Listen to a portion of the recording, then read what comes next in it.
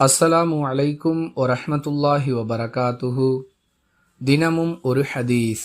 ஒரு மனிதர் குர்பானி ஒட்டகத்தை இழுத்துச் செல்வதை பார்த்த அல்லாஹுவின் தூதர் ஸல்லல்லாஹு அலைஹி வஸல்லம் அவர்கள், நீர் அதன் மீது ஏறிக்கொள்வீராக என்று கூறினார்கள்.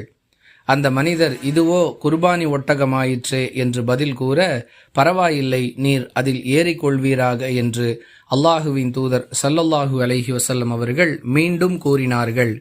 இவ்வாறே இரண்டாவது அல்லது மூன்றாவது முறை கூறிய பிறகும் அந்த மனிதர் அதன் மீது ஏறாததால், உமக்கு கேடு உண்டாகட்டும், ஏறிக்கொள்வீராக என்று அல்லாஹுவின் தூதர் ஸல்லல்லாஹு அலைஹி வஸல்லம் அவர்கள் கூறினார்கள். அறிவிப்பவர் அபூ ஹுரைரா ரலியல்லாஹு அன்ஹு. நூல் புகாரி, ஹதீஸ் எண் 1689.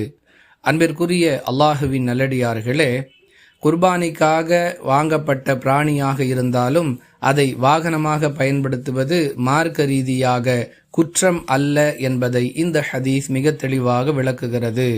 குர்பானி பிராணியை இப்படி பாதுகாக்க வேண்டும், அப்படி பாதுகாக்க வேண்டும் என்று மார்க்கம் சொல்லாத, மார்க்கத்தில் இல்லாத பல நடைமுறைகளை இஸ்லாமியர்கள் கடைபிடித்து வருவதை பார்க்கிறோம். அந்த வரிசையில் மார்க்கம் அந்த பிராணியை வாகனமாக பயன்படுத்த தடை செய்யவில்லை என்பதை இந்த ஹதீஸ் மிக தெளிவாக விளக்குகிறது.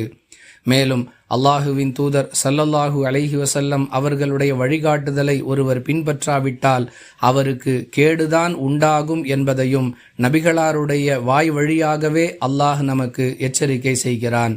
புரிந்து நடந்து கொள்வோம். வாஹிர் தஅவானா அனில் ஹம்துலில்லாஹி ரப்பில் ஆலமீன். அஸ்ஸலாமு அலைக்கும் வரஹ்மத்துல்லாஹி வபரகாத்துஹு.